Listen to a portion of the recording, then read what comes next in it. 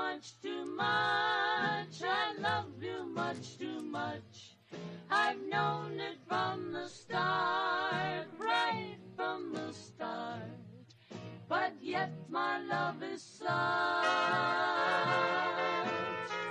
I can't control my heart.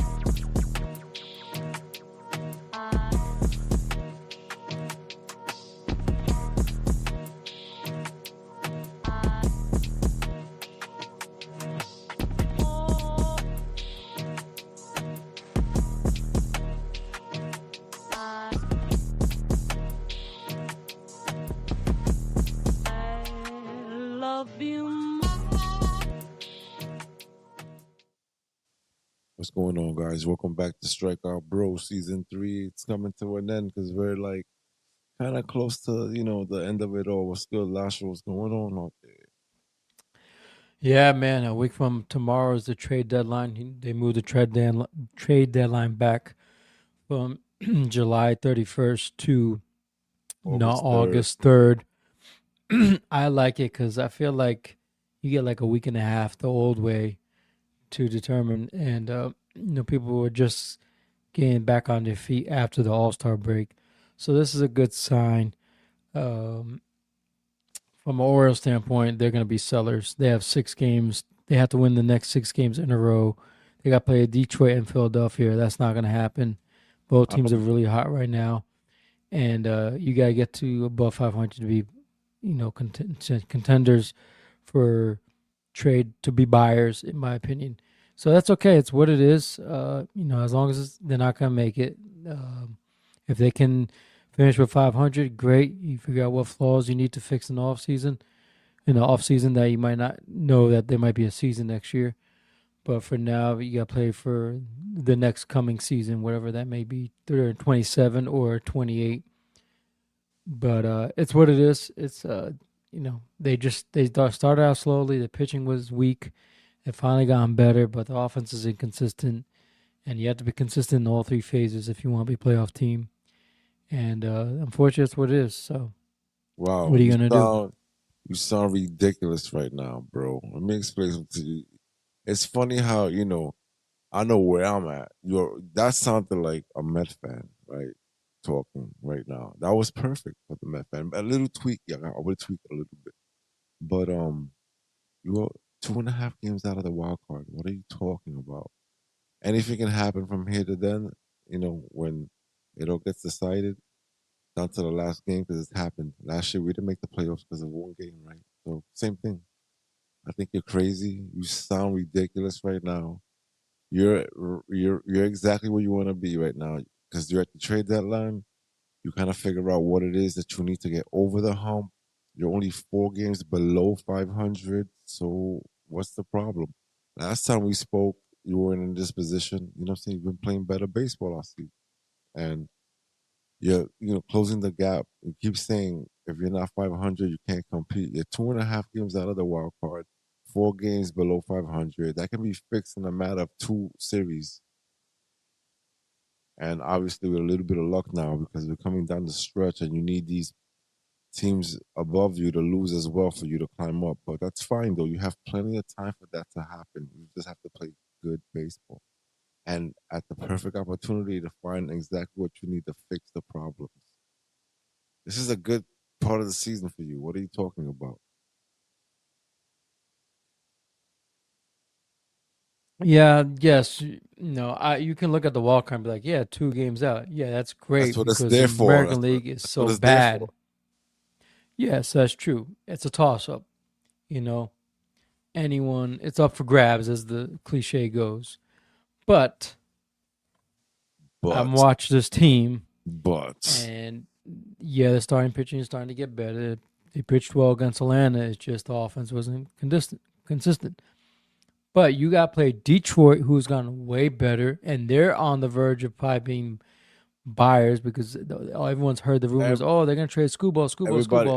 they want. It looks like they're gonna trade everybody, not just schoolboy. You know what I'm saying? It looks like they want to get rid of Mize. I don't know what they're doing over there. We have the similar So, records, so who knows?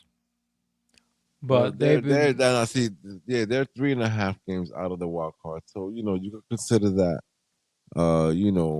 a buyer at this point. If you want to keep schoolball and go for it, you know what I'm saying. But then again, do you get rid of schoolball and try to get as much as you can, or wait out for the for the shit to unfold and figure out what's gonna happen with this situation with the salary caps and shit. Either way, it's a win-win for you because you can get him back at that price if he really wants to stay home, and he'll get the extra the 6 years at two whatever the fuck 263 or whatever it was. I can't remember. Well, yeah, that's why this series for Detroit is just as important as it is for Baltimore.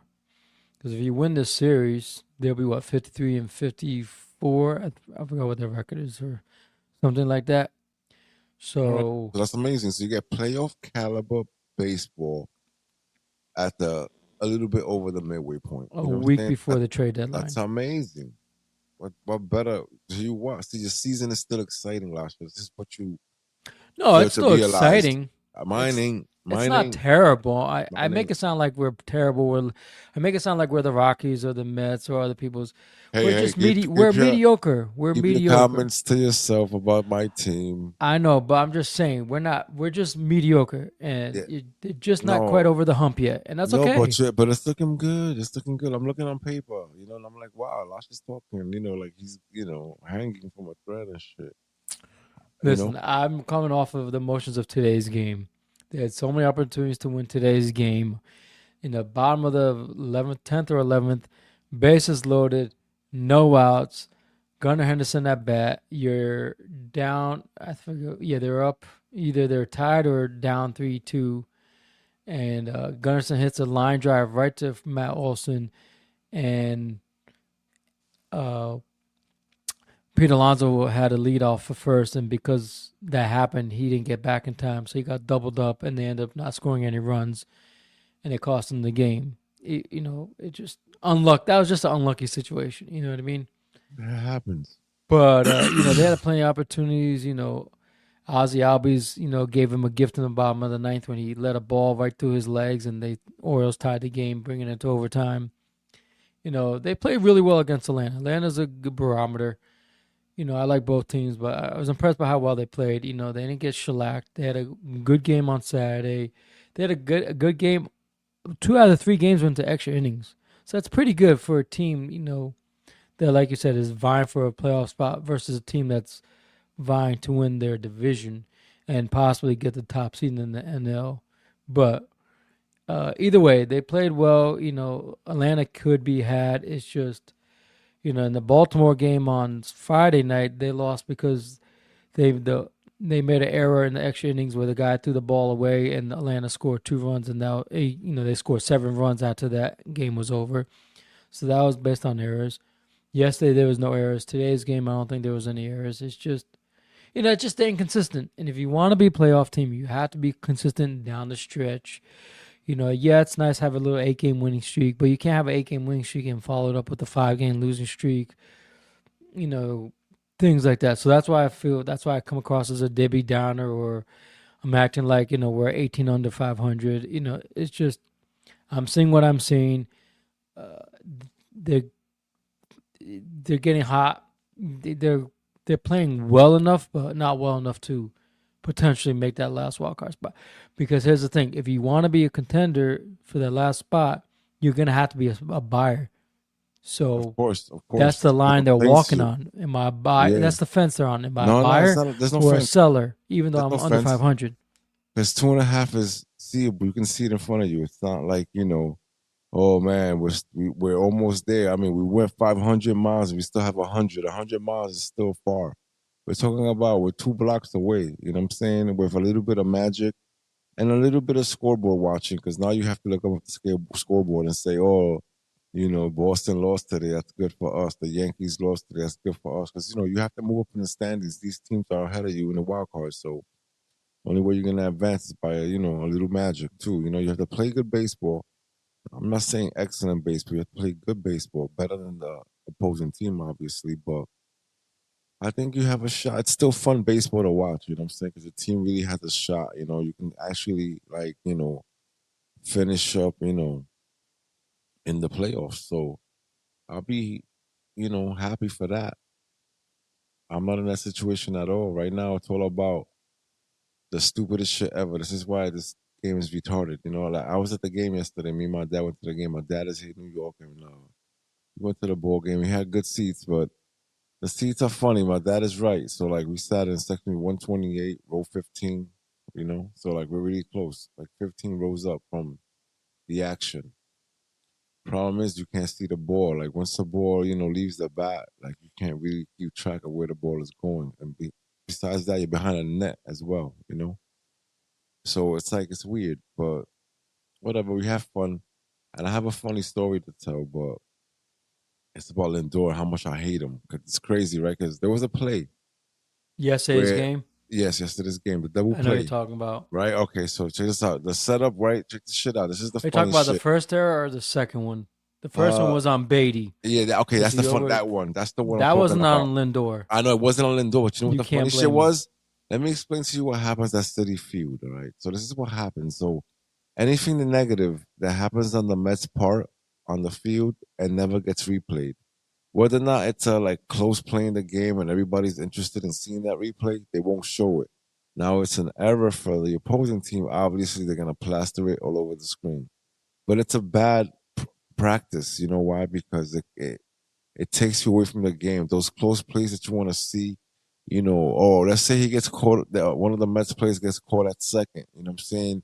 You want to see how close it is. They won't show it. You know what I'm saying? If it's a negative play, they won't show it. And it sucks. That's one thing about the stadium that needs to change. Whoever's in charge of that, they need to change that. Because let me explain to you what happened. So I ended up cursing Lindor out and hating him for like the rest of the game because of that play. Because from our perspective, it looked like Lindor had the ball in his glove and he missed it, and it went into the outfield. But after coming home and watching the replay at home, I saw that it hit the batter's helmet and ricocheted off of that and went into the outfield. So Lindor had no shot at it. But from my perspective, because I was behind third, it looked like and Lindor just completely missed it. So I was pissed off at this guy for the whole game. And you know what I'm saying? Like okay, it wasn't his problem yesterday. The reason why we lost. It was because of Beatty. Because a lot of runs came over. I believe 7 batters came up to bat in that inning. I'm not sure. It was crazy. That's when they capitalized and because we made a lot of errors and they scored. So but pissed off at Lindor for no reason. That's how much I hate him right now. I really want him off the team so bad. Well, in yesterday's game, I was more upset at the management that they put Beatty because he literally was the reason why those two errors occurred. The other one I'm talking about is where he didn't. The ball goes to Lindor and Beatty is nowhere near first. He barely gets there. I don't remember if they called it an out, but he barely got to the base. I think they called it an out, but he was just completely unaware of his surroundings and was not ready in position to receive the throwback from Lindor.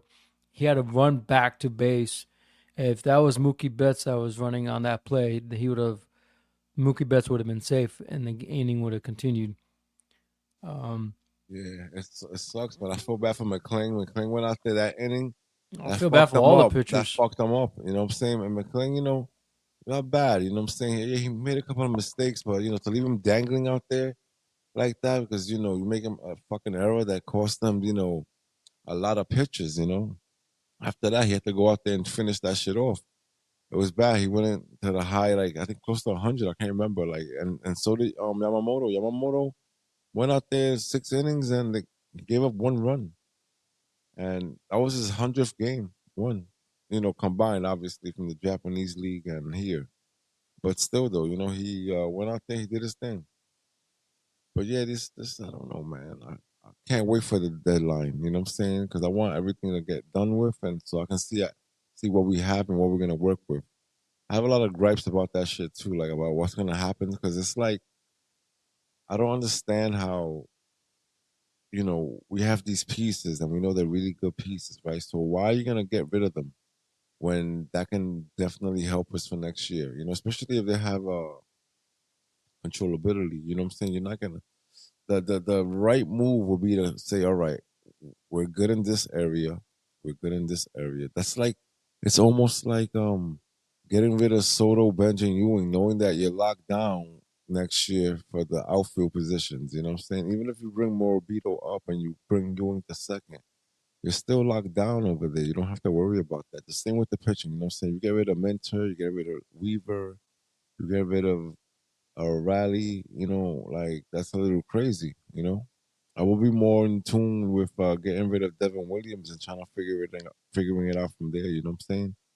Getting rid of Clay Holmes, that's a little crazy too. Like, I don't know. Like, you're getting rid of these pieces and you're going to kind of need them. You know what I'm saying? So you're plugging holes by getting rid of what you really have that you don't need to mess with. And you're plugging holes in other places, and then you're going to have to revisit everything you just finished fucking up by getting rid of the pitching. You know what I'm saying? Like, it's a weird circle.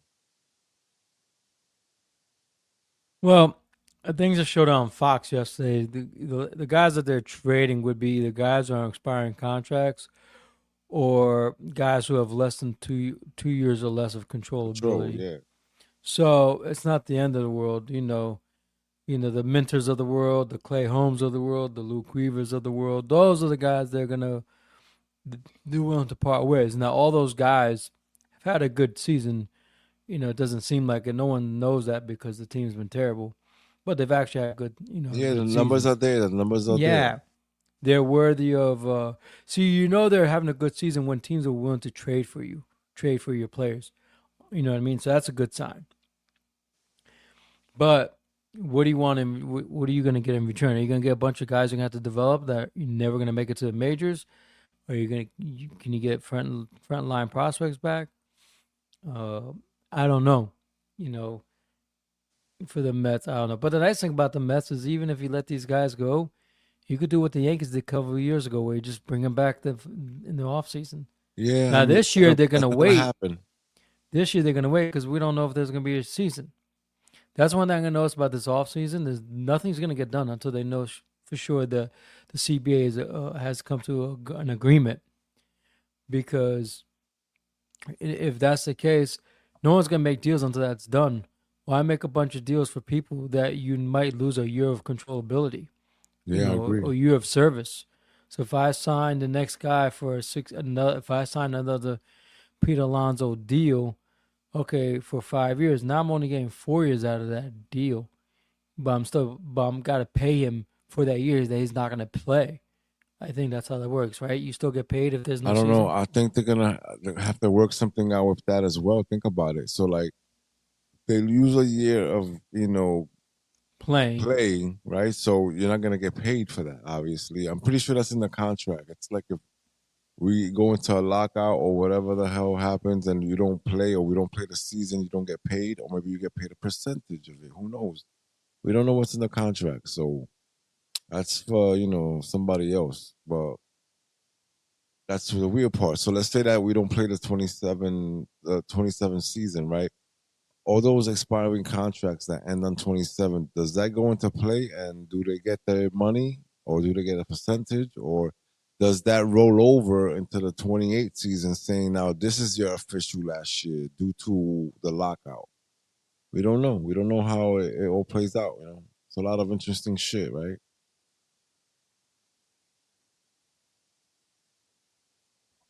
Yeah, it's gonna determine what a lot of teams do.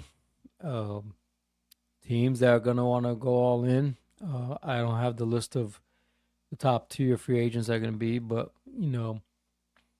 every team is trying to improve their team, and you want to improve your team if you can. But it all depends on where the CBA goes. It's little things that I gotta get over the hump. I don't know the full details of what the players are asking for. What the owners are asking for. I'm all for it because now you do two things. You create a ceiling and a floor. So cheap bastards like the Orioles in the past can't just sit on their thumbs and just taking all the money and not do anything. So now it forces teams like them to spend. You know, Even if you don't spend on the top tier free agents, you still have to spend on other guys. And that's one way. I think it's going to help teams improve quicker. than just dragging out 4 or 5 years, of just being inadequately terrible. You know what I mean? So whoever signs with you, that guy's never like, hold up, I don't want to come. You know, yeah, you might give me that money, but do I want to go to the Colorado Rockies and now wait 5 years to be good?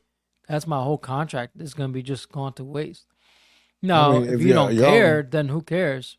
But if you're young, if you're 25, 26, then you could play up to like age 35 season. You know what I mean? yeah, that's the So thing. I mean, 250 times three, because that would be it, right? That would be a 15-year career right there. If you're good, if you're one of the greats, right? So let's say you get that 250, right, and you stay with your team, you get another 6 years, so that would be 11 years, right? So out of those 11 years, and you start at 25, 11 years put you at like what 36, and then that's it. You're not gonna make any more money. So you were able to accumulate, if you're a great player, $500 million. You know what I'm saying? yeah, it's pretty good. It's a good life.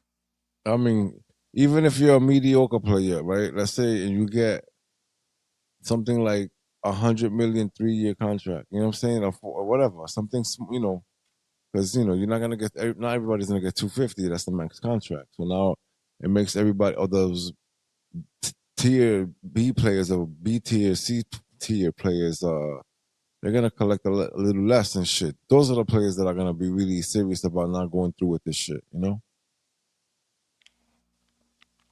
Yeah, that's true.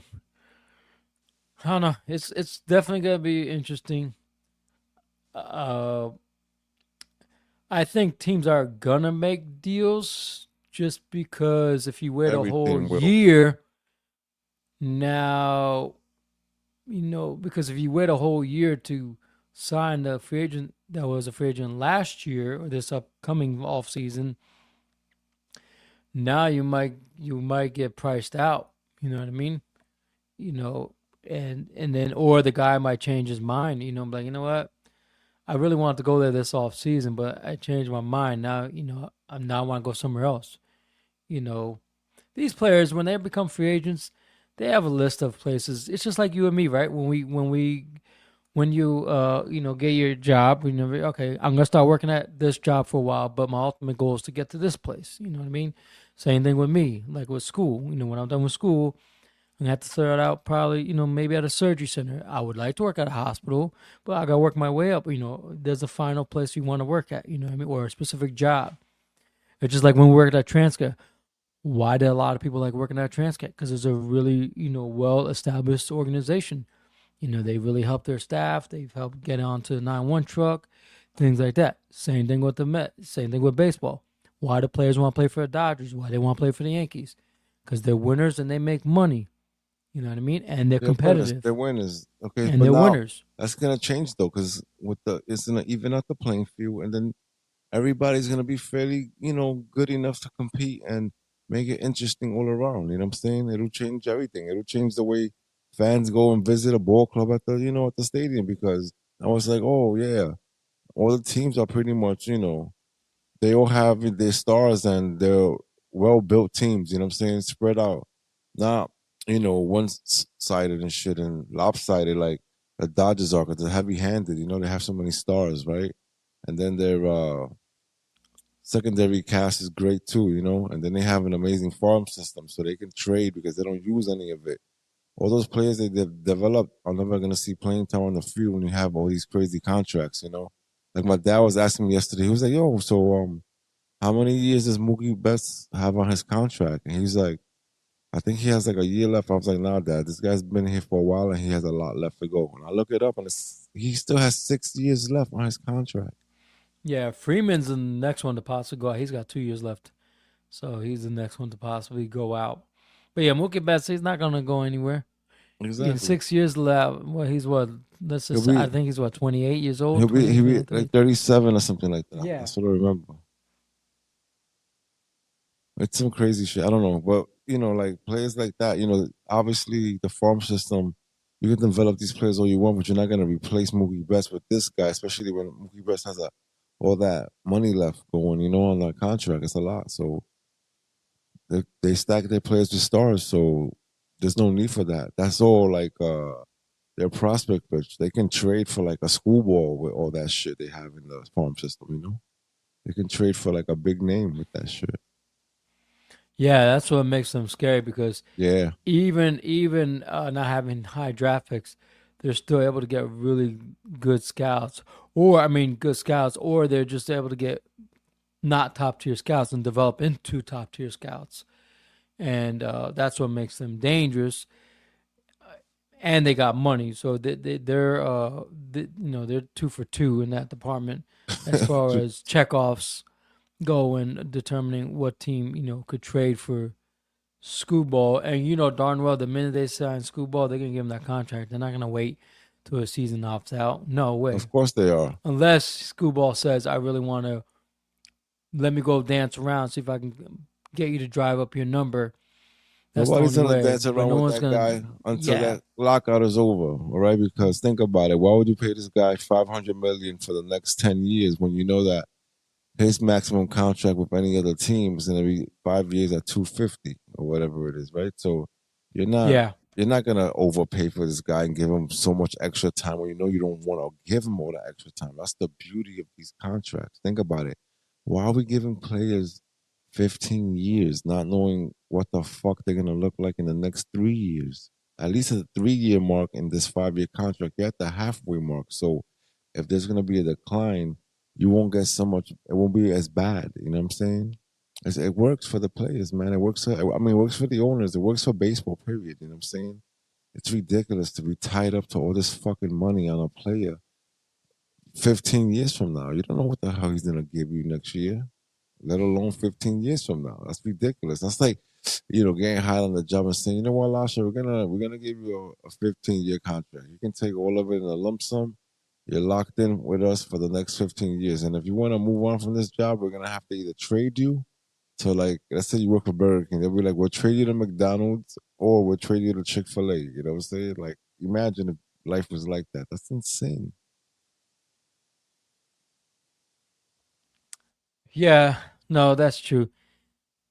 It's just here's the thing with baseball.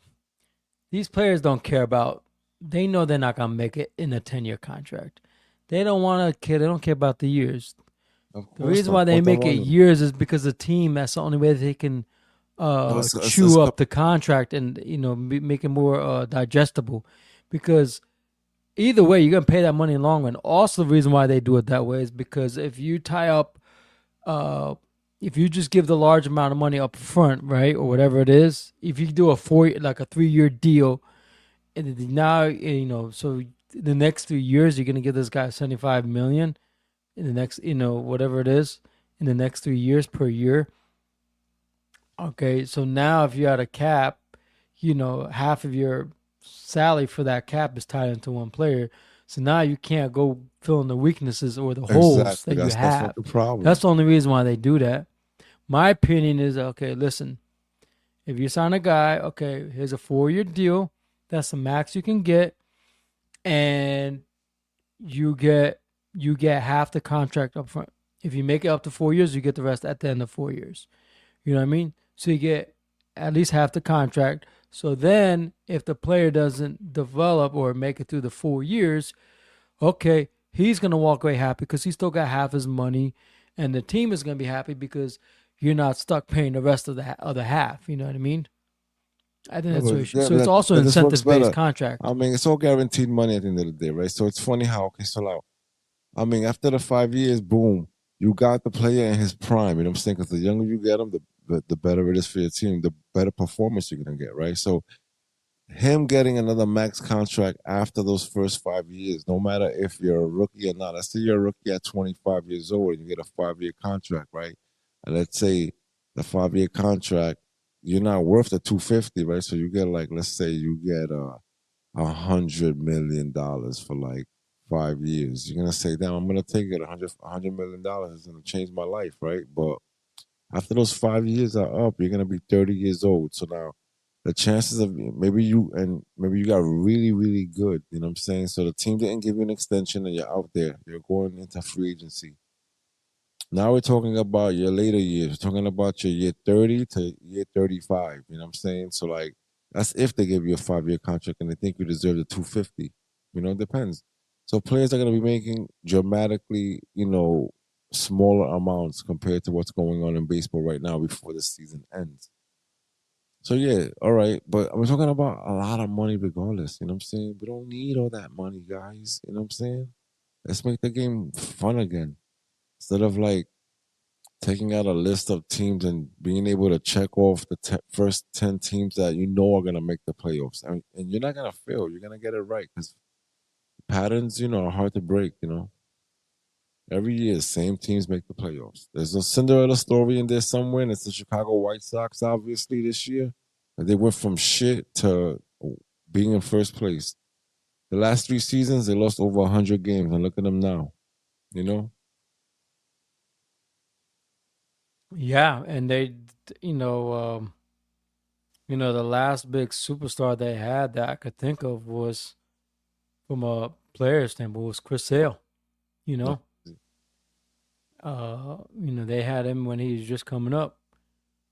So the one thing I'm noticing in baseball is teams are rebuilding and becoming more relevant a lot quicker than they used to. No more 20 years of irrelevancy and all of a sudden Yeah, you're good.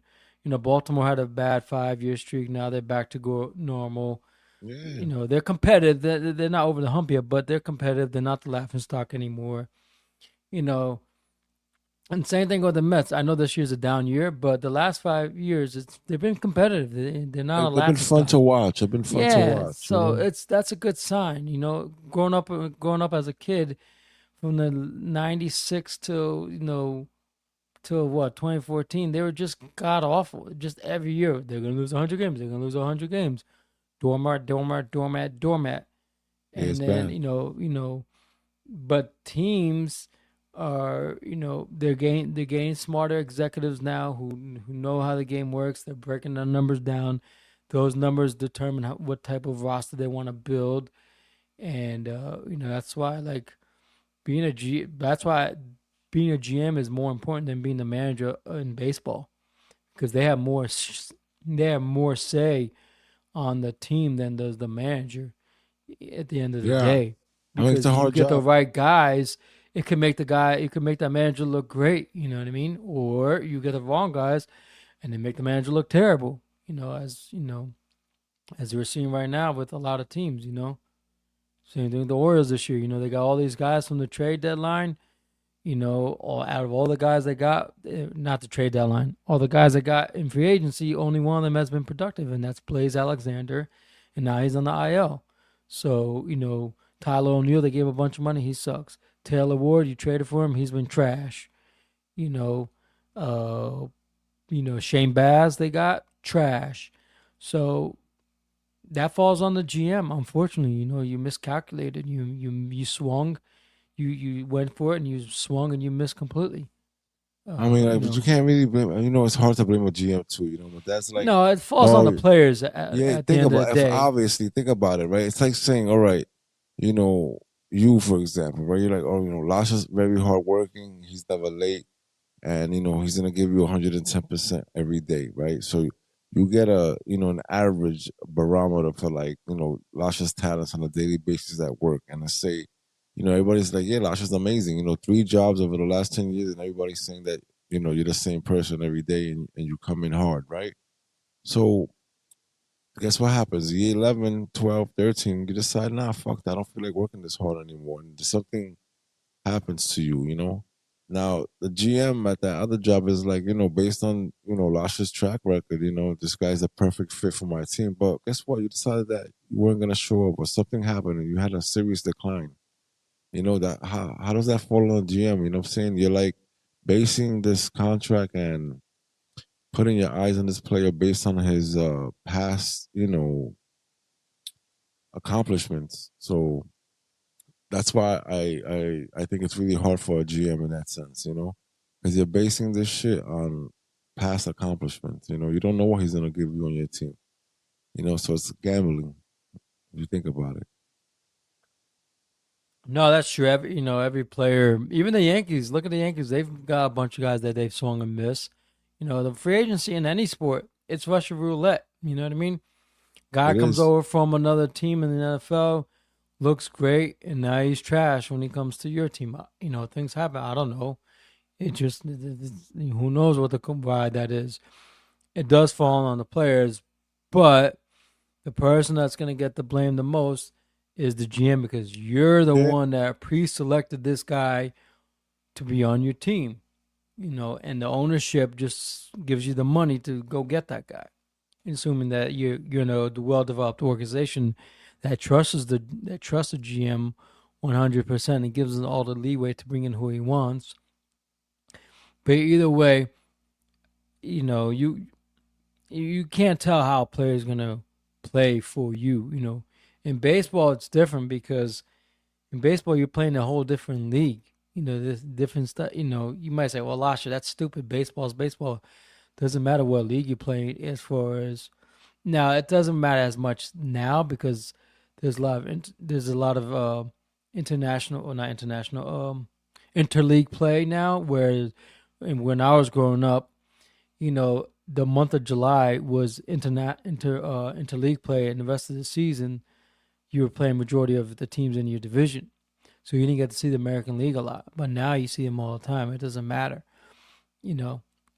So you can't use that. Now you can't say, "Oh, I don't see the pitchers in the NL that much. I don't see Mezarowski all that often. I don't see Max Fried all the time in New York. I don't see Nolan McLean all the time because we don't play him. But now you do play these guys. It might not be 9 times in the year like you do before. It might just be 3 times. That's a small sample to get an idea. Actually, it's more like one time. I could play Nolan McLean in the Mets in a 3-game series and have him pitch one time, and that's it. You know what I mean? Yeah. And so he's gonna eat you alive if or he might lose because he doesn't know what you're good at hunting. What pitches you look for. You know what I mean? He Yeah, might the he element of surprise. That's what it is. When you haven't yeah. seen a pitcher ever, like it's gonna be harder for you the first time around, especially if he's an ace type of. Where hitters are the same when you think about it, in the sense of, yeah, they have a different approach to the plate. Some hitters are more patient. They don't swing a lot. They make you work for it. Then you have some hitters that just foul the ball all the time. And then you just have some hitters that just power ball hitters. They just mash home runs. Yeah, it You know, depends on. Remember, don't forget they have tape too. It's not like they're going in blind. It's like, all right, we're gonna be facing schoolball in the next couple of days. We're gonna watch video. We're gonna see what he throws, and every player, depending on what type of player he is, like you said, contact, power, he's gonna try to figure out a way to get at him. You know what I'm saying? He's gonna say, all right, when I see this coming, his breaking pitch, I could probably kill that. You know what I'm saying? Like they just tape, and same for pitchers. They know what batters are going for and what their weaknesses are. So they're gonna throw, and they're gonna use that to their advantage. no, definitely they're gonna do that. You know, and that's when the pitcher has an edge. Because the game is in pitcher has control. A I agree. pitcher the pitcher is like a guy holding a yo-yo. He controls that yo-yo in his hand. You know what I mean? You know, same thing with baseball. The ball. He controls where he can dot that pitch. And he can control how much velocity he puts on the ball. A batter can't control how much velocity he puts on a hit because he's gonna every hitter nowadays is out to put max power into the ball because they want to hit a home run. It's That's not the like problem. you can't No, be like, I'm gonna swing only 50% and get a base hit. You can't do that in a baseball as a batter. You'll ground into a double play or just something stupid. You know what I mean? To pop out. So you're not gonna do that. Where a pitcher, you can hold back your speed on certain pitches. You might throw 70-mile-per-hour cutter, but throw a 95 fastball. You know what I mean? Or you might throw an 80-mile-per-hour curveball. So on and so forth. yeah, it's difficult. I mean, for a batter, you have to understand how you're going into the at bat. All right, so let me explain something to you. There's a lot of teams, all right, like the Milwaukee Brewers, right? They have a really good, situation because they're not really hitting home runs, and they have speed. So they're contact hitting. They're waiting for their pitches. They're really patient. Me as a batter in the MLB, obviously, I'm gonna switch it up from here and from time to time. But for the most part, I'm taking pitches until I get a first pitch. I'll get a strike. So if the pitcher, is having trouble with his command, or obviously he doesn't know that that's how I'm going to approach the at bat, and he decides to throw a ball, well, guess what? You just fucked up there because I'm taking until I get the first strike. So we don't know where that's going to take me in the at bat, but just knowing that it relaxes me, knowing that I'm not swinging until I see my first strike. Then after that, then I get into like a normal, regular swing where I'm comfortable and I'm not trying to, kill the ball. I'm just in a relaxed state. Now, if I have a 3-1 count, obviously I know that he's gonna try to aim for the strike zone because he's not trying to walk me unless there's like no outs and bases are clean.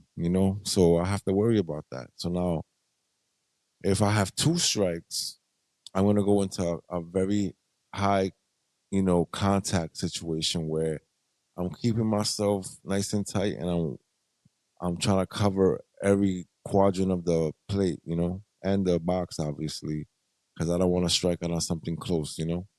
So I'm trying to keep the ball in play. And that's how I'm gonna play it out. You have to understand that, obviously a 3-2 count.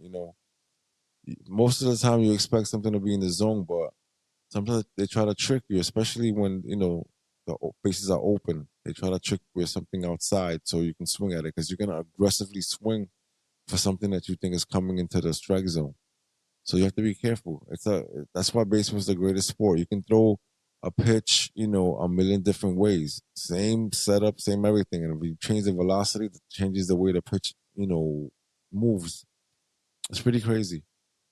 It's pretty crazy. You don't know what two guys are thinking at the same exact time. One guy is trying to guess at what you think. He thinks he's gonna throw, and then you're just trying to deceive him with something completely different. It's an amazing sport. No, it is true. Speaking of amazing, lately we've had two teams on different spectrums. One on a hot winning streak, and then one on a completely opposite losing streak. So we'll talk about the good and let's save the bad for last. The good has been the Boston Red Sox. They started out poorly. They were 16 games under 500 in the month of going into June, and we wrote them off. If you listen to our podcast in the past, we said they're done. They Yeah, fired Alex Cora.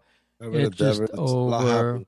Yeah, Devers, and we were surprised because how bad they were because we think they have a good starting staff. exactly. And all of a sudden they've gone on a They won 15 in a row. 15 game winning streak. They They broke. tied the They tied a record, franchise record. During that, before that record 1946. started, they were 32-46. They were 14 games under 500. And at the end of their streak, they finished with a record of 52-48. They now are in third place in the American League.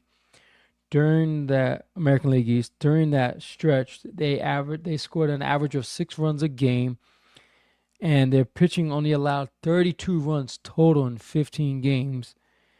Uh, and their ERA overall, the amount of runs they allowed in that series was 2.13 ERA in that 15 game span.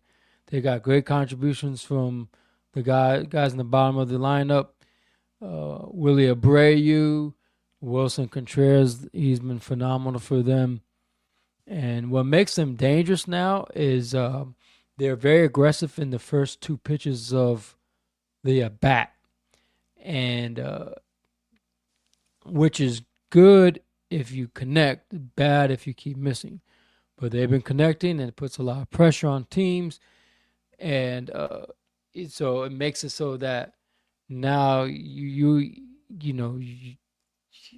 have to throw more pitches because more guys are coming around. They're batting around the lineup multiple times in that game. So now that pitcher's seen the guy twice, in a 2 inning span. So They're that's just hitting that's well. Yeah, they're just simply yeah. hitting well. Look at that. Right now, they're in the So second slot of the wild card, sitting pretty. with Cleveland Yep. in the third slot, and they're 1.5 games up on Cleveland. And And Cleveland's behind that is struggling lately. Minnesota, Seattle, Houston, and you guys, Baltimore. So it's gonna be fun. It's gonna be tight, and all Yeah. these playoff situations that you're gonna be in the next couple of weeks is gonna be fun for you guys, fun for the fan base. I don't want to hear that trash that season's over. We're sellers. That's bullshit. Right now, you're not selling shit. You're definitely going hard, and it's gonna be fun to watch. That Detroit series, you're gonna feel like it's gonna be like the pivotal moment in the season. It can be. It can turn into something, or it doesn't have to be. You don't. You can win one and lose two, and still make the playoffs. You know what I'm saying? But it's Yeah, but fun you to got to win watch. series. Yeah, I You have to understand that. win You're 4 series. games away from being 500. Then after that, I don't. I want to see what you're gonna come up with in a negative fashion. Let's see. We're gonna see. It's gonna be fun to listen to you over the next couple of weeks on this podcast. Well, here's the schedule down the stretch. They got Philadelphia, All right, that's Detroit, Philadelphia, okay. Tampa Bay, New Okay, York Yankees. okay. Who else? So They playoff the schedules. baseball the whole way fucking through. Yeah, you got to win. Yeah, You got to start yeah. winning series. Nah, And winning seriously. against Atlanta would have been great because I would have saw something. Yeah, they swept Houston, which is good. Houston's in the playoff runnings, but it's just you know, you know, the Atlanta series. Yeah, that the ball just didn't go the right way in today's game, but they played hard. They didn't get embarrassed. So I'm just I get caught up in the emotion at the moment of the game, and then I'm just when they lose a tough game like they did today. You've done this with the Mets in the past where you're just like, oh, forget it, sell this damn team, f this place, and because you live in the moment. That's the nice thing about baseball. One minute you're happy, the next minute you're sad. Tomorrow could be happy. On Yeah. Wednesday they play Tarek Skubal. If they beat him, I'm gonna be over the hill. Like, you know what? Maybe Pavel's right. We are gonna maybe make the playoffs. Maybe I don't know something. He knows something that I don't know, or I could just be like, I told you I was right. They suck, but I live in the moment. Yes, you're right. On paper, are they done? No. Are they playing terrible baseball? No. Are they playing enough to get over the hump? I say no, but others might say yes. But a week from tomorrow is the trade deadline. By next in this 6 game stand, you got to go at least 5-1 or 6-0 because then you'll be above 500, and then you have caught up to some teams, You and see those then expectations? That's crazy. I yeah, understand what you're saying, but it's a that's a lot. lot. That's a lot. You said Yeah, 5-1. That's ridiculous, bro. You're asking a lot out of a baseball yeah, team. but that's what you have to do if you want to be contenders. If you really think you're gonna be buyers in the trade deadline, Nah, you have man, to that's not how know that by works. They're then gonna whether go you're for it buyers or anyway. not. Nah, they I know don't. already. They're buying. They're buying. Right now, they're talking to teams. Just because the deadline is on the third doesn't mean they're not having conversations and trying to figure out what's gonna be the next move. They're talking. They're talking to teams. Listen, I heard that the Boston Red Sox were talking to the Mets about Lindor. That would be an amazing move on Boston's part. That would definitely take them to the next level. I think Lindor would be a great asset for them. And, I'm not just saying that because I want to get rid of him because it doesn't work like that. I could fucking say whatever the fuck I want and it's not going to land on anybody's fucking lap and shit. They're going to say, you know what, I agree with that. I think we should make that move. But I think that Lindor on the Red Sox is going to be attractive, you know what I'm saying, for the fan base. And I think that'll take them over, and make them slightly better, you know what I'm saying? To be honest with you, if he comes through, what I'm saying, the way he's supposed to. He can't do it for us right now. So he can do it for them, I think. I think a new environment, fresh start. And on a team that's going somewhere, you know what I'm saying, that has chances of winning a World Series. Because if you're in the playoffs, you have a chance, you know what I'm saying? So I don't want to hear that shit. I think that would work. Like how much money is he traveling with though? How bad do you want to get rid of him? Yeah, the thing is okay, how badly do you want to go to him? But also, you guys say, okay, what am I gonna get in return? Am I gonna get? I need to get players that are gonna help me in the long term, get this team back to where it's competitive. Can these guys I Yeah, get back in return are going to make me competitive for the future? You I know what know, I but you know mean? what the crazy thing is about this one specific player, Lindor, Francisco Lindor? It doesn't even fucking matter. If you're like so thirsty to get rid of him because you know that it's just not gonna work, right? All right, you can do that with the other trades, but this one guy, if anybody's listening and they want him, You have to try to make it happen because you want to get rid of this cancer. This is a cancer on your ball club. We all loved him when he first came around. He's been here for 5 years. He's turned into a piece of shit because of the situation with Soto. We all had speculations and we all thought it was, it was happening that, they don't get along, whatever, it's not working. He's not playing well because of this. So it's obvious that's the case. So we need to move on. So if anybody's willing to take him on, then we have to listen and we have to try to get rid of him as soon as possible. And if that means taking something that you don't really want as a piece when it comes to trading, it doesn't really matter. It's more about getting rid of him than what you get in return. Because he's one of those players that you have to like kind of really like get rid of, you know what I'm saying? So you can start fresh. It's one of those players that you have to say, you know what? All right, we got rid of him. Now we can figure out what we really need to do. Kind of like with that Devin situation in Boston.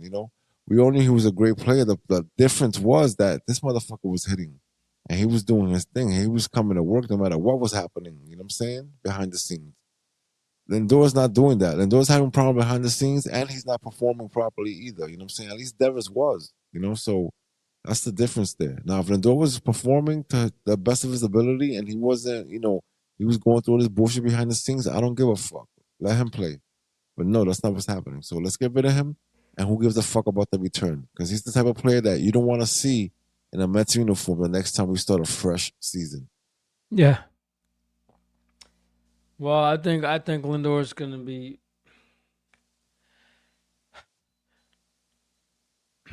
I think it's gonna be hard to sell just because of the money. If you can convince someone to buy half that contract, then you have a good chance. If you 150, can't, yeah, that's a lot of money, dude. Let's be honest.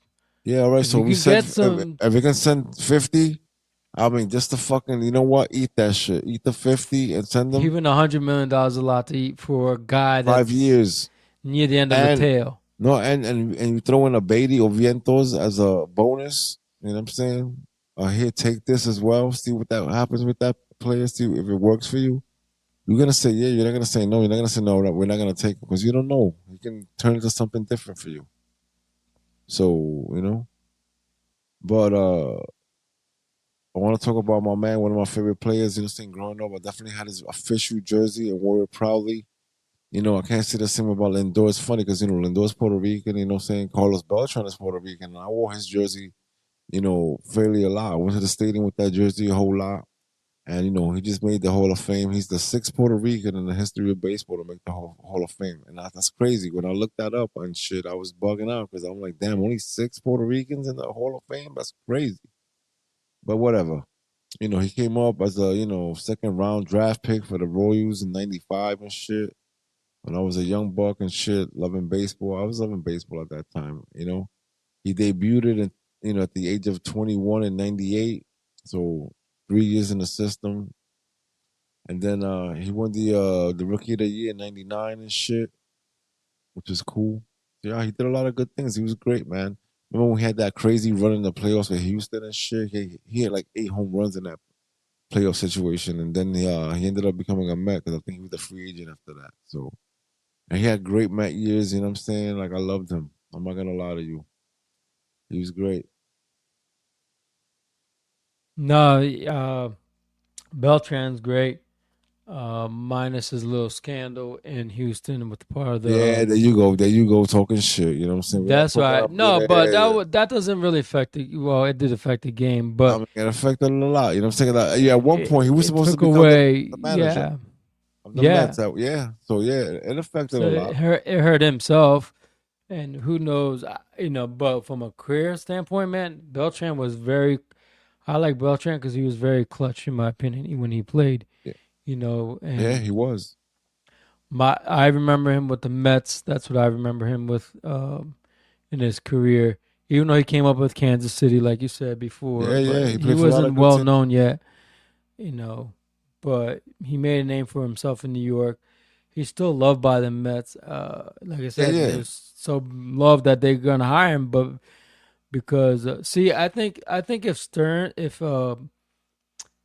if Cohen was the owner at the time, he wouldn't have cared. He would have just done it because to him he knows that the noise would have went away after a while, and they would have just moved on, and he would have just dealt with the noise for the brief period that they would have gotten, that dealt with, and they would have kept it. I think so. And because he Well, realizes Cohen. So one thing about Cohen is like, what is like, he knows what players, past players, are so important to the fans and have such great value and mean so much that he's not gonna kick him to the curb like the way the Waypons did, or wait too long to do something. Like waiting for to retire Tom Seaver when the guy's already dead, or he wasn't dead. The guy had Alzheimer's by then, so he couldn't remember the ceremony. got you. Things like that, you know what I mean? And so like I said, Steve Cohen's like, listen, I have nothing to do with this guy. He's a new slate with me. Give him a shot. But who knows? The Mets could also be interested in Alex Cora. That would also be a really good fit for the Mets. Yeah, that would be Uh, nice too. I think so. If they're gonna allow him to manage, you know what I'm saying? But yeah, fucking they trust him. Beltran, he's the third Met to, get the honors. Do you know who the other two Mets are? This is not the trivia question of the day, but I Oh, just I want to know let the you know. one of them. I know. Yeah, Willie Randolph. No, no, no, no. I'm talking about going into the Hall Players. of Fame. That Oh, with that they had the Mets, logo on their plaques. You know what I'm saying? oh. This might be dumb. What about Piazza? Yeah, that's it. That's one. That's 2016 Piazza. Right? He has the logo, Piazza, Beltran. and there's What one more. about The Delgado? obvious. No, the obvious. No, the obvious. Obvious. It's the obvious choice. You just mentioned his name like 5 seconds ago. Beltran. No, you just mentioned his name like 5 seconds ago. The other one, the third Willie Met to Randolph. no to go into the Hall of Fame and shit as a Met. Seaver. Exactly. That Oh. was in '92. Oh So yeah, yeah, yeah. yeah. So the other guy that made the cut this year was Andrew Jones, which I remember. Atlanta Brave, man. He was great. Exactly. He was great. He was the only fucking player at the age of 19 to hit two back-to-back home runs in the World Series and shit. Wow. Yeah. So he In was the World 19 years Series. old against the Yankees, I was obviously, gonna say, because that was against the Yankees in it has, yeah. 96? I can't remember No. the exact year, but I against the think it might have Yankees, been yeah, 96. his two first at bats and shit were home runs, bro. That's In game crazy. one of the World Series, yeah, crazy, right? And then the other one was Jeff Kent, which I remember, I him as a remember San with the Francisco Giant Pirates. with the Giants. Oh, I'm thinking of Jason Kendall. I'm getting the I remember Jeff Kent. Yeah, yeah, Yeah, sounds yeah, he familiar. was just yeah, nice I'm player. thinking of the catcher with the Pirates, Jason Kendall. Man, let me tell you, when I was a kid, bro, I could name every player from each team, and like I don't know how I remembered it because I had baseball. I don't know what happened. I had a baseball album with all baseball cards I would collect, and it was great because I would make the pages based on the team. So whoever player I got, if it was all guys from the Mets, I make one page full of Mets. I got you. That's Well, awesome. if I made a bunch of collected a lot of guys that were Yankee guys, I put all the Yankee guys. If I got a bunch of guys of the Orioles, so on and so on, and that's how I would do it. But then, it's not the same anymore. You can still buy baseball cards, but it's just it's not the same. I wish I kept them, man, because nowadays, see, here's the thing that you don't know when you're a kid, is that those things have value when you get Yeah, older, they and do. no one tells you these things. Like, damn, you know what I mean? And knowing Yeah, my same with me. parents, they probably got when they moved, once all of us kids moved out, my parents told us like, hey, listen, you got X Y of time to go grab the stuff from your kid, or else we throw it out. And I just never went back home and got it, just because and being an adult, everything consumes you, and you just don't have time. Yeah, But it's crazy to think. Imagine if I had that. Oh my god, I could have made how much I could have sold this card for this much. I had so many guys, cards and stuff. It's just crazy. But you didn't know about that growing up. But anyway, the other thing I want to talk about, bad news, is there's a team that's on the bad streak right now. That's the Miami Marlins. They have a 12 game losing streak. They were winning 3-1 today against the Padres. It's like, oh, they're gonna win this game. And I guess they blew it. And it's weird because, uh, they were above 500 when this streak started. And now they're literally 2 games under 500 now, 52 and 54. But anyway, in that stretch, they broke a franchise record with the most. They tied a franchise record. Actually, broke a franchise record with a 12-game losing streak. They've given up over 59 runs in that 12-game losing streak. They've been outscored by 22 runs. They score an average of 2.5 runs a game, and their bullpen ERA is a 5.45, and their batting average is a 208 average. Team 208. Yeah, combined. It's trash. And yeah, it's weird because Miami, Sandy Alcantara has been terrible for them. They missed the mark on trading him when he was hot because now he has no value. It was like 2 years ago he was on fire. They could have traded him. Yeah, even if they wanted to move him, he could use that. He could use change of environment too. Yeah, and that's another team, man. You always wondered they had D. Gordon, they had Christian Yelich, they had Stanton. Giancarlo Stanton, Real Hmm. Muto, and they didn't win nothing. Like, how does They had that no. They had happen? no pitching. They had They Yelich. had They no had no pitching. pitching. They had Yelich, yo. Jose Fernandez, the pitcher that passed away in a boating accident. But other than that, you know, No yeah, they had pitching. Yelich, hitters wise. They had Stanton. They had They a had a good squad, team, bro. man. Squads. But it's Yeah, okay. These things happen, man. When you have one, you don't have the other, or you have too much you of gotta have one all thing, and three I, phases, man. You yeah. gotta have good offense, good batters, good pitchers. Good closers. It's Mix. three It's a baseball's three serious phases. mix. Serious Yeah, mix.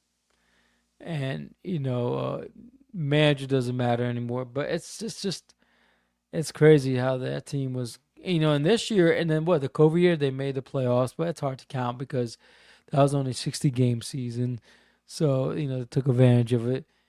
But this year they started out good. They were ahead. They were ahead of the Phillies at one point. They were behind the Braves at one point.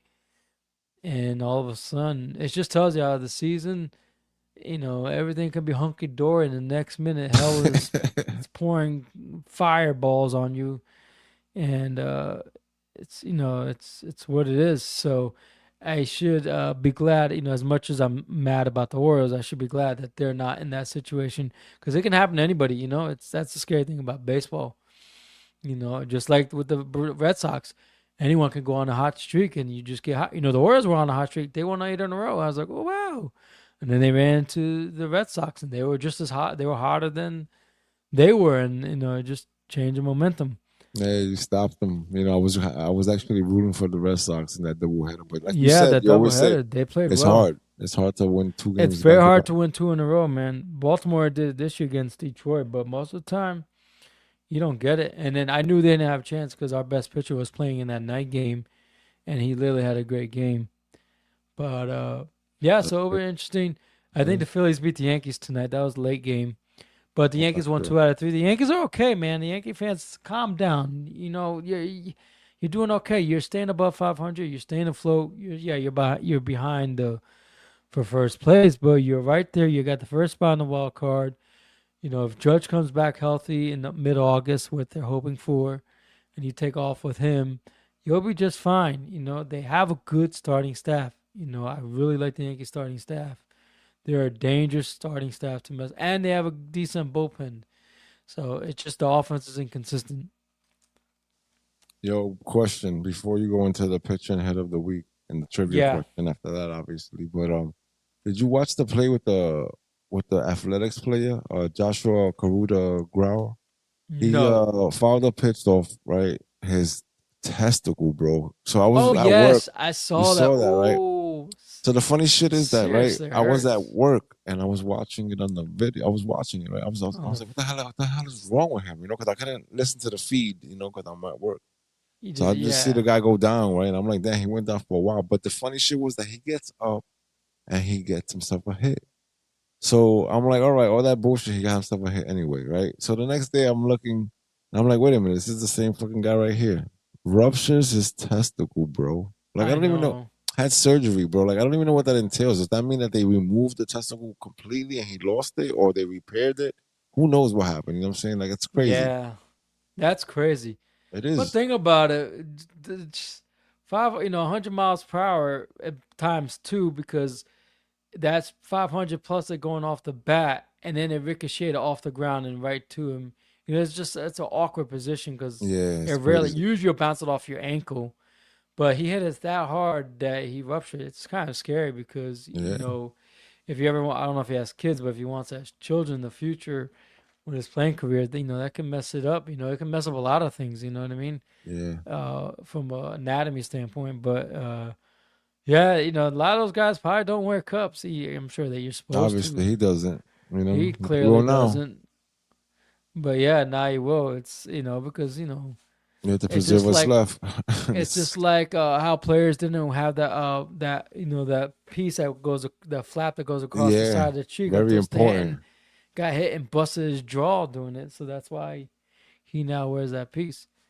But yeah, man, I felt bad for the guy. I was like, man, I knew it was bad because when you saw the replay, it was nothing but the cojones, and man, any man can relate to that. Yeah, it That's hurts a it's lot, very guys. sensitive. It hurts Yeah, a lot, guys. Trust me, it's not a joke. It fucking hurts a no. lot.